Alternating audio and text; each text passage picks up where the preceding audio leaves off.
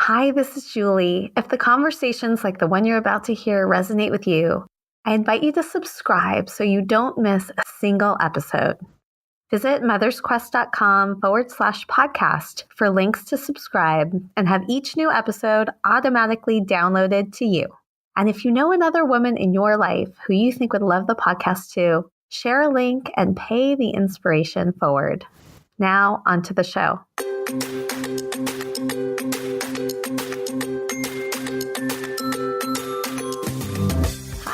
And welcome to Mother's Quest, a podcast for moms like me ready to live our own truly epic life. I'm Julie Neal, a life and leadership coach, community builder, writer, and mom to two high-energy boys who challenge me to grow into my best self. Mom! I'll be right there. Where was I? In the months leading up to a big milestone birthday, I decided it was time to stop sidelining my dreams and realize that I'm the hero of my own journey. I knew I didn't want to do it alone, so I created this podcast to learn from other moms on their own quest, so their words of wisdom and lessons learned could help light the way for mine. I created this podcast for myself. Come along with me, and you'll find some treasures of your own. Hello, and welcome to this episode number 42 of the Mother's Quest podcast, a special conversation released in conjunction with ALS Awareness Month with Mary Huffman. Mary is a Wonder Woman unlike any I've ever met, who relishes life with exuberance and shares her love with everyone in her midst, even when facing the greatest of challenges.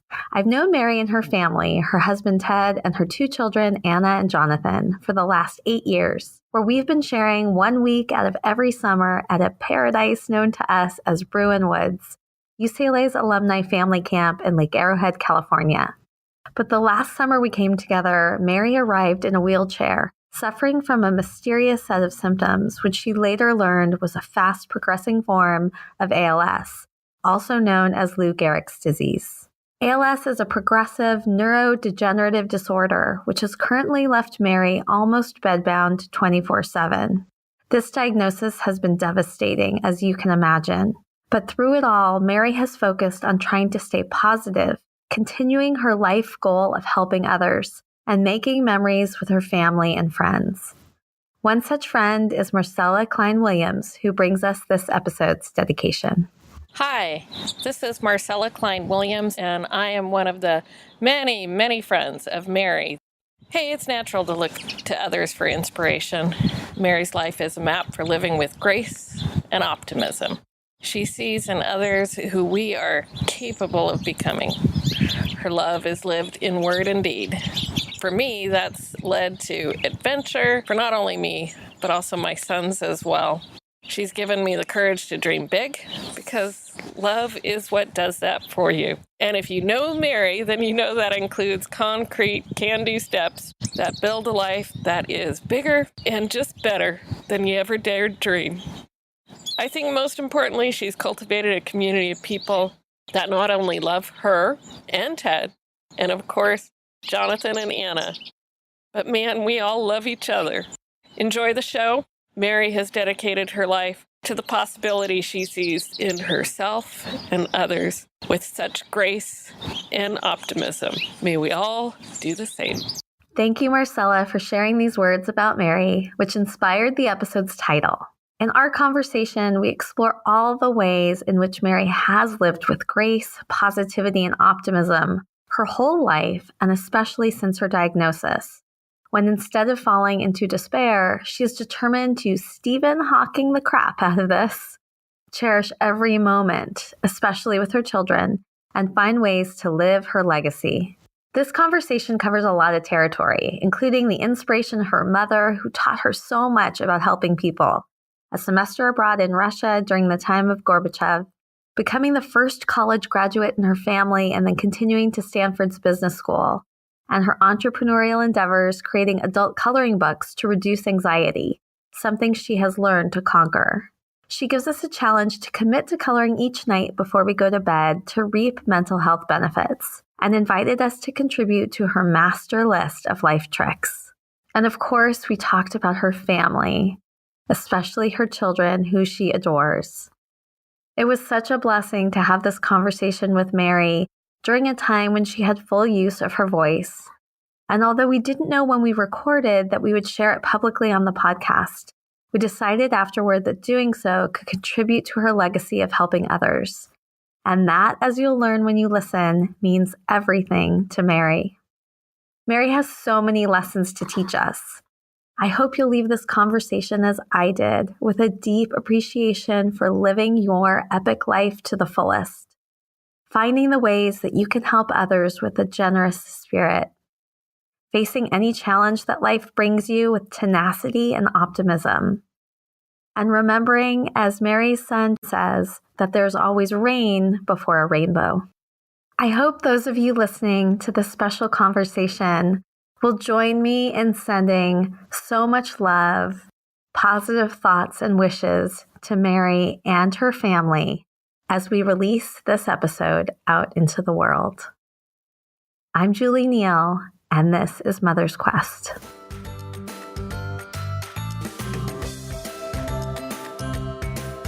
Mary, welcome to this conversation on the Mother's Quest podcast. What an honor to have this time with you. Yes, it's so wonderful to just connect with you. We always start the conversation with a little bit about how I'm connected with you.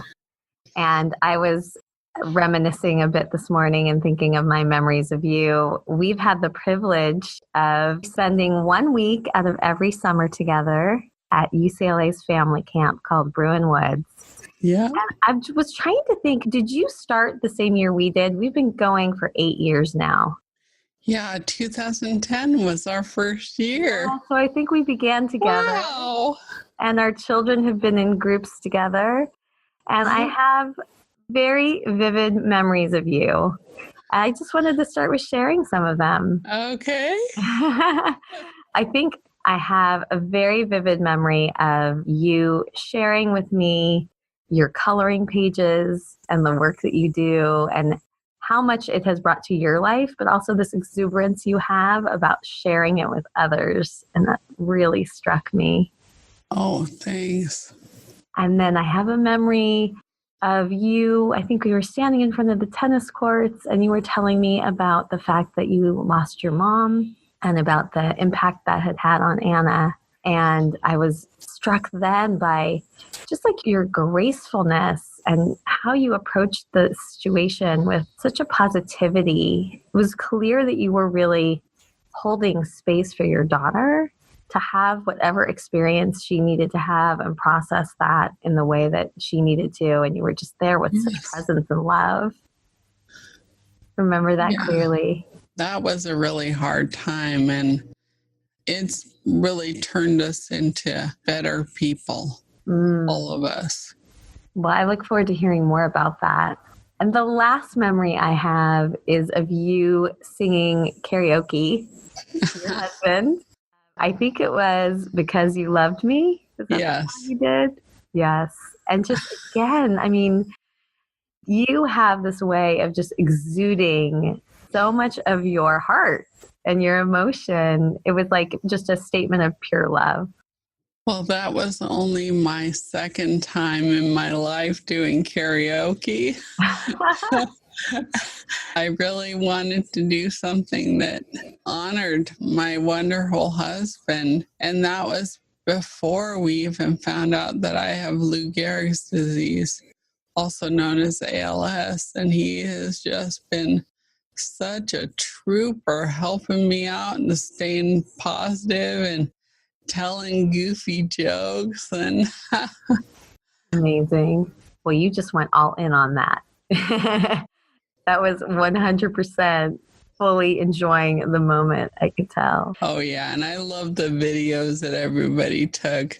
Some people videotaped me, and then some people videotaped Ted during the whole thing. Oh, beautiful. And So the first question I always like to ask is, tell me a little bit about your own childhood and the impact that your mother had in shaping who you are today. Well, this is such a big story, honestly. My mom grew up really poor, and her parents weren't really in her life. And she ended up having 2 kids from different dads, my brother and I, my half brother, who is 5 years older than me. And she was a single mom for several years with these 2 kids. And she realized that she could not afford to feed us. And so my dad had been begging her to marry him because he just fell in love with her. And so she agreed because she wanted to be able to take care of kids. And my parents just dug in on parenting big time. We grew up pretty poor, and my mom at one point got pneumonia and was at UCLA Medical Center, and she discovered respiratory therapy.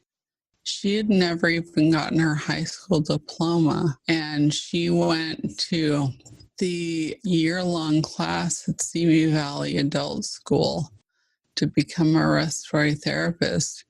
And 2 years later, the teacher called her and asked if she would get a teaching credential and come co-teach the class. And so that's what she did for 20 years. Wow. And it was amazing. But the thing that was so cool is it was a year-long class and you couldn't work during it. It was full-time. If there was a single mom who realized she couldn't take the class because of that, my mom would just reassure her and move her into our house for the year. Oh my goodness. And so she helped me see the value of helping others. And she also always had faith. She said, I've always taught you to go with your heart. And so when I made decisions, she would say, okay, I don't understand what you're going to do, but I know that you're going to go with your heart. And I was the first person on either side of my family to go to college. I was a Russian major at UCLA. And I became a Russian major because I didn't know what I wanted to do and I wanted to get in. And so Gorbachev had just been named Man of the Year on Time magazine. And so I wrote a whole essay about it. My mom was like, I don't know why you're doing that, but okay, do it. And in my junior year, I did my junior year abroad in Soviet Leningrad. And again, she was like, I don't know what you're in for. I don't know what it's like there. But I know you're going to knock it out of the park. And it was pretty traumatic. Like, there was not a lot of food, and we all got Giardia lamblia from the water, and Wow. you had to bring all your toilet paper and all your feminine products for the 6 months you were there. It was crazy, but it was a great adventure, I gotta tell you. And she gave me the confidence to not only do those things and kind of do them with spirit, but also to understand the benefits of helping others. Amazing. Just before we started to record today, I watched a video again that was recently shared called There's Something About Mary. And listening to so many of your friends and family talk about their experience of you, it's evident that those gifts that your mom demonstrated in how she lived her own life live so fully in you. And there were so many people that said, that you have helped them. I'm wondering if you could share maybe a few examples that really stand out to you of times when you did respond to your heart to help other people. Absolutely. So when I was a new mom and I wasn't working that many hours. We enrolled our kids in this preschool that was a co-op, which meant you had to work there several days a week. And so the teacher was just amazing. And so I wanted to help out, and I took on a role that helped with fundraising and doing all the events and stuff. And then when her brother died suddenly, I offered to make a quilt for his children. So she gave me a bunch of his clothes, and I made 2 single bed quilts out of the clothes, hoping that it would help them during this really difficult time. So that's one. And then when we were allowed into this, it's not our home school, it's the next nearest homeschool for the elementary school. And a friend of mine asked the principal if we could be allowed to attend. And it was such an amazing school. She let us enroll the kids, well, first Anna, and then 2 years later, Jonny. But the thing that was just incredible was the attitude and the big heart that the principal and the staff all had. And so I became a fundraising lead person for them, and then I became PTO president for 6 years. And it was so great because not only did I get to spend time at the school and get to know all the parents and the staff, but I got to help them increase the number of annual events so that they increased their fundraising by 5x. Wow. And so that has always made me feel really good. There was a particular part of the video where 2 young people were thanking you for changing their lives. I was curious about that story. Do you know who I'm talking about? Yeah, so we had these 2 young ladies come to us to rent my mom's house, which is our guest house. And they were in a very bad situation financially and professionally. At the time, they had a little tiny baby who was only a couple of months old. And so we let them rent our guest house, and we really took it a step further. And if they needed help with things, we were there. If they couldn't pay their rent, that was fine. I helped them with their resumes and to try to teach them professional skills. And now it's just amazing because they have really dug in, and they're both professionals at big corporations. And it is just incredible how far they've come, and they're so cute. They've paid us back for all the rent and all that stuff, and it's just really incredible. I'm so glad we were able to do that, and my mom would have approved completely. Yeah. It definitely sounds like it mirrors the experience that you had of her bringing people into her home and extending so much kindness to them. Amazing story. Well, I want to start to move to talking about what I now call living an epic life. For me, a few years ago, I just had this moment of realization that if we want our children to grow into their fullest potential, be the fullest expression of themselves, that we as their mothers need to also be doing that and really becoming the heroine of our own journey, living our own epic life so that when we look back on it, we feel like it was filled with all the things that matter most. And then EPIC also became an acronym mnemonic for the guideposts that I think help us to live that life when we're raising our children.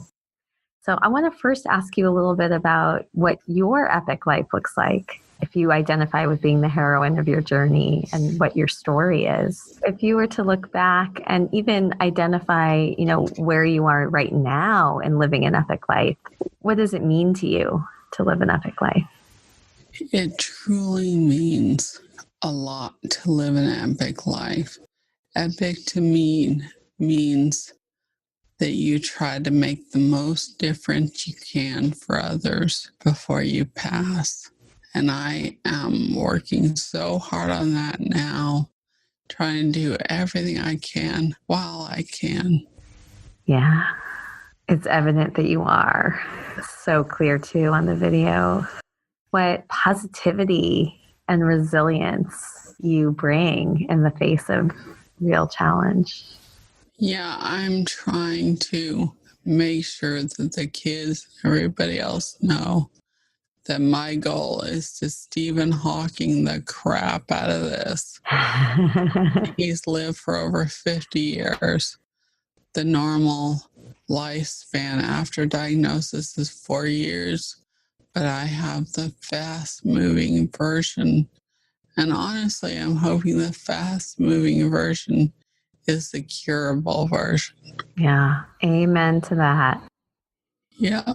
But let's start to move into these epic guideposts because you have so much wisdom to share. And I want to give us a chance to capture it all. The first guidepost, E, stands for engaged mindfully with our children. What are the lessons you've learned about how to engage mindfully with your children? Truly is about spending time with them and listening to them and giving them support when they need help with something, encouraging them when they're in a bad place, making sure that they understand that life has its ups and downs and there's always rain before a rainbow. Yeah, that was something that Jonny shared. Oh, that's right.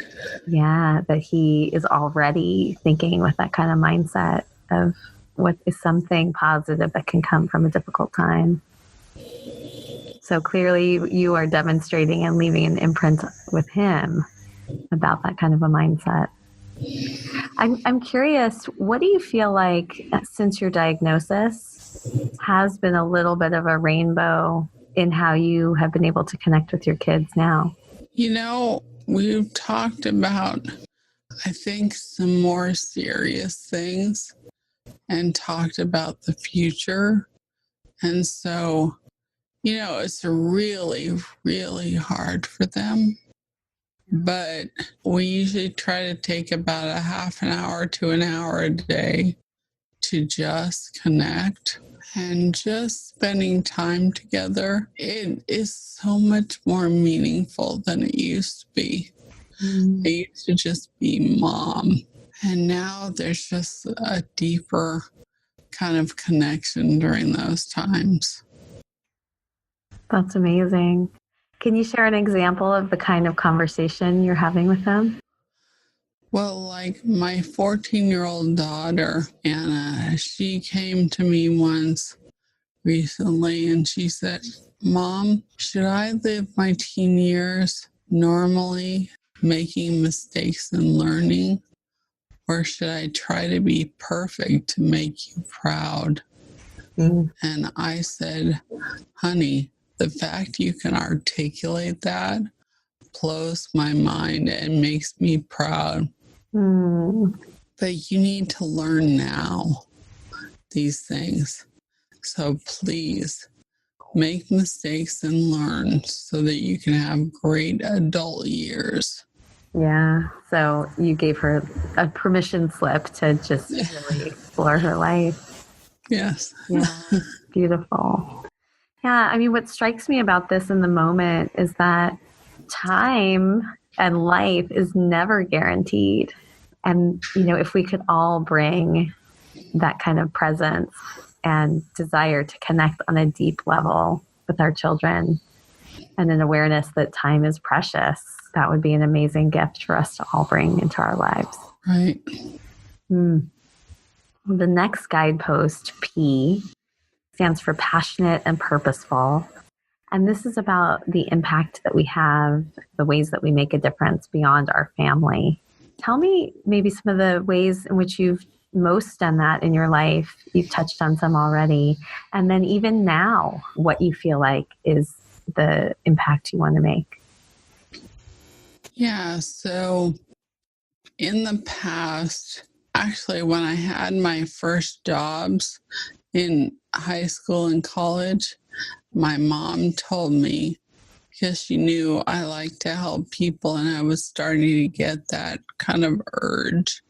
She said, think about work as helping others. So when I was a teller at Wells Fargo Bank throughout college, she said, you can think about it as helping the customers of the bank, but also helping your boss look good. Mm-hmm. And honestly, by digging in and having that good attitude, I was named Employee of the Month like every 3 months. And what happened beyond that is I met Ted after we both got our degrees and we moved to San Francisco to have an adventure. I stayed with Wells Fargo, but I was in their marketing department. And the managers and the staff there were so wonderful and warm. And I think some of it had to do with how I dug in and wanted to help everybody. And then they encouraged me to actually go to business school. And I was like, okay, I never thought of that. With their help, and because I graduated with honors from UCLA, I was able to get into Stanford GSB. Wow. The first in your family to go to college, and then you end up going to Stanford Business School. That's incredible. And then what was so cool is I got there and I got to B school and people were like, well, what do you want to do? And I was like, I don't know. And they said, then be a management consultant because you get to do everything and try it out. And they said, and since you lived in Russia, you should choose like a foreign office for a company like McKinsey, which is the top management consulting firm. So Ted and I lived in London for 5 years and were management consultants. I was at McKinsey and it was an incredible adventure. Mm. How do you feel like you're making an impact today? So since my diagnosis, what I have tried to do is to think about everything I can do to prepare for the future and help in the future when I'm gone while I still can, because you lose your voice and you lose your ability to move. And, as you can hear, my voice is kind of wonky. But so what I've done is I've thought about all the things I can do to help my husband who gets overwhelmed by things, and he gets totally overwhelmed by mess. So I had friends come over and we totally reorganized the garage. And I just sat in my wheelchair and they'd hold something up and I'd tell them it goes in one of the 3 piles: keep, donate, throw. And so our garage is all organized, and I've organized my service completely so that I can take some of the pressure off of him. So I've done things for the future for the kids. I've done videos for all of their life events, including if Anna goes through any infertility like I did or anything like that. And then I've tried to think about, what have I learned that I can document so that I can share it with others. And so I put together Mary's Tricks for a Great Life. And what I'm asking is for other people to review them, and then send me their tricks. And then we'll make a giant master list. And maybe, one of the tricks that doesn't have to be yours could connect with your teenage child or something and really help them in how they should think about work or how they should think about the future, or what they can do when they're angry and frustrated.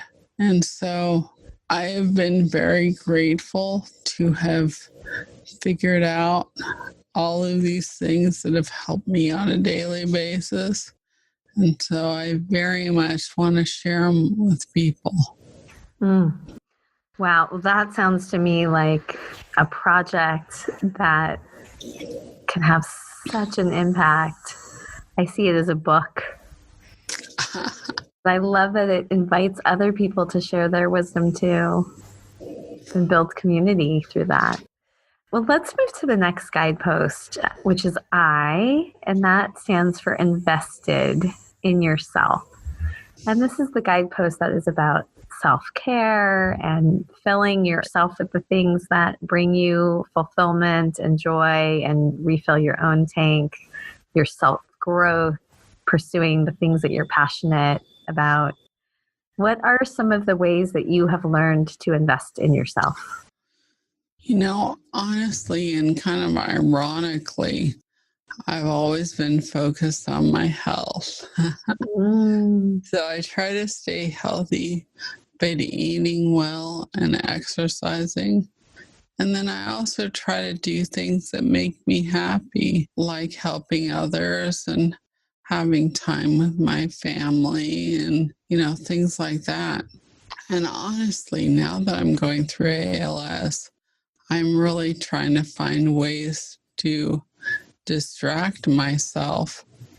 And so I play a lot of match 3 games like Candy Crush and Gummy Drop. Tell me a little bit about your love of art and coloring. How did that come to be? Absolutely. So when my mom passed away in 2015, I was going through her stuff and I found an adult coloring book and I was like, what? What is this? And then I colored one of the mandalas and I was blown away by how it made me feel. And so I started coloring on a regular basis. And I found one of my friends was really into coloring also. And so what I did is she and I talked and we decided to start our own publishing company because we didn't like the way the books were made because it's bound on the left-hand side. You have to be sitting at a table and hold it open with your left arm the whole time. And if you use markers, you completely destroy the next page. And so we decided to make them different. So we make them spiral bound along the top with a chipboard backing. And it has a blotter page that you tear out and slide behind the page that you are coloring so that it never destroys anything. So smart. And I've taken it to the next level and I've created health challenge books that have sayings on each page. What they've discovered is coloring does the same thing to the amygdala that meditation does. So if you color an hour a day, that is meditating an hour a day. And when there are words on the page, they kind of go through your head like a mantra. And so I've made coloring pages that have words like, when life is tough, remember you are tougher. And you got this. And strive for progress, not perfection. These things help me tremendously when I was first handicapped. The doctors couldn't figure out why.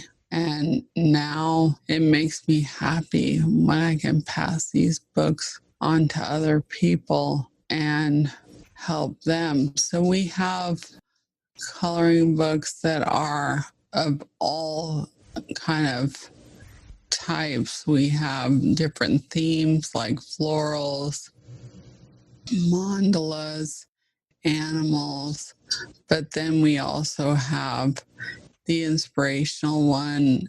It's just inspirational sayings generally. And we have the health challenge ones that have the health issue inspirational sayings, and it makes me so happy. I'm still working on these books. I mean, somebody else has to do the computer work. And right now I'm actually working with an anxiety psychologist, and we're putting together an anxiety step-by-step guide to defeat your anxiety monster.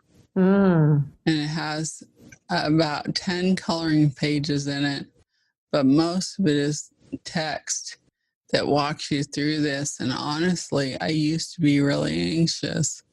And then at the beginning of this, we just happened to hook up and start working on this book. And so I have known the tricks that are in this book, the kind of advice, and I've been using it the whole time, and I've completely defeated my anxiety monster, even during all this. Wow. What would you say if you were to just choose one lesson you learned or something from that process that has helped you conquer your anxiety monster? What would it be? Absolutely. So this is one of the things in my life tips list. You need to think of your anxiety as a little monster who shows up now and then to lie to you. And when you start to get anxious and the anxiety monster starts to play the what if game, yell back at the monster, "Shut up, you're lying, that's not going to happen." And if you say it several times in your head, the anxiety monster usually goes away. So the personification of anxiety as something that is external to you. Yes. Sounds powerful. Yeah. Well, let's go to the last guidepost, C, which stands for connected. And this is about being in community on your journey. What are the ways that you have built connections and community in your life? You know, I feel like I have created powerful connections at every stage of my life. And that is particularly clear now. I have people who come in every weekend from around the country and sometimes even from abroad. Wow. Just to spend time with me and help. I have close friends that I've had since I was a teen. I have friends from when I was working in Europe. There isn't a part of my life when I haven't made powerful connections. Even my third grade teacher was at my wedding. What do you think it is about how you approach your relationships that has enabled you to be so exceptional at this? You know, people say it is because I try and stay positive and I don't have a personality that really blames others. I just try to, like one of my tricks is if someone criticizes you, don't take it personally. Just thank them for the feedback and later think about whether what they've said could have any value for you in real life. And so I'm not someone who yells and screams and gets angry in front of others very often. I mean, you have to know me pretty well to actually be able to see that side of me. But I'm someone who tries to make sure things move forward in a positive way. It's been amazing. Having that attitude has made it so that people open doors for me. They have throughout my life, doors I didn't even know existed, and offer to let me come through them. And they've all just been life-changing. I've had a really, really amazing life, Julie. You have. It's so evident. And you are still living such a full, amazing life, even in the midst of everything you're going through. In some ways, it sounds like it's been even deepened. I totally agree. It's incredible. We're getting towards the end of our time together. Before we move to the last part where we share acknowledgments and what our takeaways are from this conversation, I want to invite you to offer a challenge to me or to anybody listening that you think will help us more fully live our epic lives. Absolutely. So I have a couple of them. One is, I would suggest highly that you try coloring. It is an incredible thing, actually, for men and women, we found. And you can go to coloringbookzone.com. And when you find what you want, and our books are under the CBZ exclusive books, link at the top. But when you find what you want, use the code, and this is all caps, all one word, Mom is great. And that's 30% off your entire order. Oh, yeah. And do you have any instructions or advice about when or how to color, how to have it have the most positive impact? Yes, absolutely. I would always color at the end of a day. So even if you just spend 15 minutes each night before you go to sleep, it can make such a difference to how you sleep and how you wake up the next day. Amazing. The other thing I want to challenge people to do is take a look at my list of life tricks and send me your own. So I can make a big, giant master list. That would be amazing. I love that. So I have a Mother's Quest Facebook community. It's a private Facebook group. And I wonder if you would be open to joining and inviting members there to share their tips. Of course. Absolutely. I can't wait. Fantastic. I think that so many of us do carry around these things that we've learned. Yes. And don't often share it. I love the idea of bringing it together so we can really learn from one another and support one another. I often talk about epic snapshot moments in my life. And those are those moments where you feel like time slows down. Sometimes it seems like you're seeing things in like vivid color. You want to bottle it up. It just feels like everything that you love about life. I'd love to hear, what are some epic snapshot moments in your life that stand out? Honestly, so many of those epic snapshots of my life revolve around my children.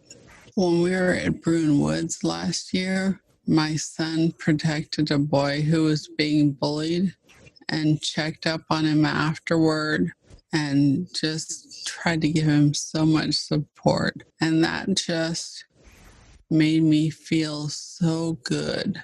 And I was so proud of him for kind of stepping forward and doing that. When he was in elementary school, there was a kid who got leukemia, and Jonny said, we should help their family by doing a Tshirt campaign.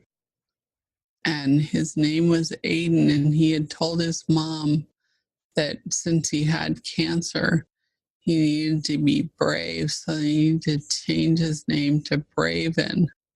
So we made these T-shirts to say Team Braven, and then have all the information on the back. And so we raised money for the family, And 2 years later, when he heard about a middle school teacher who got brain cancer, he said, "Mom, we have to do another T-shirt campaign." And we did, and we made thousands of dollars for the family. And actually, we've become very, very close with them. Honestly, I think I actually helped the son on his applications to get into UCLA. And he's now applying to be a Bruin Woods counselor. Oh, amazing. Yay. Well, I have to ask before I hear about another epic snapshot moment, if you were to create a T-shirt campaign for your family and what you're moving through now, what would it say?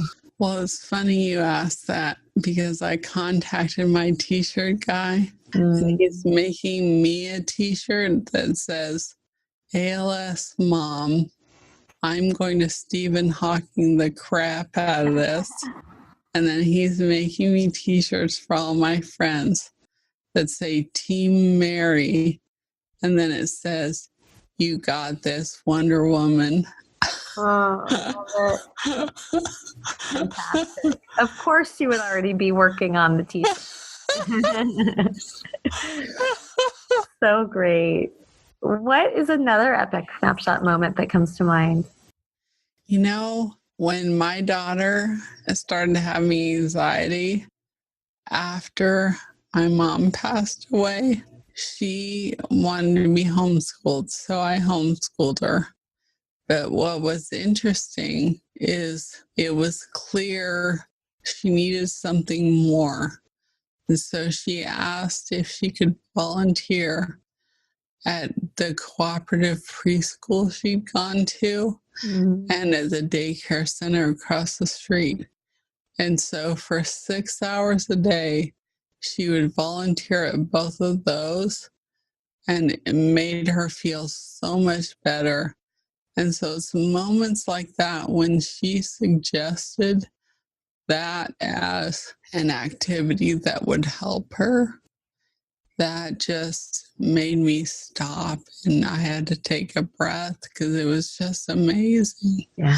And then honestly, that video you talked about earlier that they made, they interviewed a bunch of my friends and my family, and the things that my friends said, but especially the things that my husband said and that my children said. That stands out. The first time I watched that, that stands out as an incredibly epic moment for me. Yeah, just watching that, listening and taking in all of those reflections of you. Yeah. Is there anything else you feel like you want to say or share? Well, besides my life tricks, I also put together a list of tricks to help with mobility issues. And I'll also share that on the Facebook group. Great. And I also put together a list of tricks to help your child get into college because I worked for a company that helped people get into grad schools like Stanford and Harvard. And during that year that I worked for them from home, I learned when they asked this question on the college app, this is what they're looking. And so I've written all those tricks down that once you hear them, they're pretty logical. But, you know, it's one of those things that it makes you stand out as an applicant. And I can also share that on the group. Fantastic. Well, let's move into the last part of the conversation, which is a chance for both of us acknowledge anything that we're each taking from this time together. I can start, and then I'd love to hear what your takeaways are. First, I'm struck by this image I have, generations of kindness. You know, we started with the story about your mom and then talked about you and the ways in which you've always wanted to help. But I'm also so moved by the ways that your children are already thinking about others, and also thinking about themselves and how to help themselves in such incredibly self-aware and powerful ways. I am blown away again by your grace and your positivity in the face of everything that you're dealing with now, but also in how you've carried that through your whole life. You know, that word of wisdom about if somebody has some feedback for you, just to say thank you and then figure out if there's any value to take. And it's just such a powerful lesson in life with that. And I'm also really leaving with this awareness about how precious life is and how our time with our children and with the friends and community and people we love, what a gift that is that you can't take for granted. And so I'm leaving with a recommitment in my own life to really making space for those meaningful conversations and enjoying our time spent together. Thank you for all of those gifts. Of course. And I'm going to tell you the things that I'm taking away from it. But I realized I want to tell you one more story. Can I tell you? Absolutely. Okay. So about 6 months ago, I was in a manual wheelchair, and I woke up in the morning and I rolled out into the living room, and my son had fallen asleep on the sofa. And so I was trying to wake him up for school, which can be difficult. And so as part of the wake up thing, I started telling him about a dream I had where I had been given the power to turn him and Anna back into toddlers for 10 minutes at a time so we could snuggle. And I said it was such an amazing dream, and it was adorable. He woke himself up, stood up, and came and sat on my lap for 10 minutes. It was a dream that came true. It was so sweet. I mean, 120-pound 12-year-old is a little different from a toddler, but I loved it just as much. Amazing. And what I'm taking away from this is I love this definition of an epic life. And I so wish that I had hooked up with this years ago so that I could be part of this community, because Julie, you have created an incredible group that all have the same goals. And we're just trying to be the best people we can be and raise our kids the best so they can be. So thank you. Thank you. I am grateful that you are part of our community now. And I know that we will continue to be moved by your wisdom and the way you're living your life. And we're going to be taking so much from all of Mary's tips. And I hope that you will also be gaining many that will be supporting you. That sounds fantastic. I can't wait. Thank you so much for coming along with me on this episode of the Mother's Quest podcast.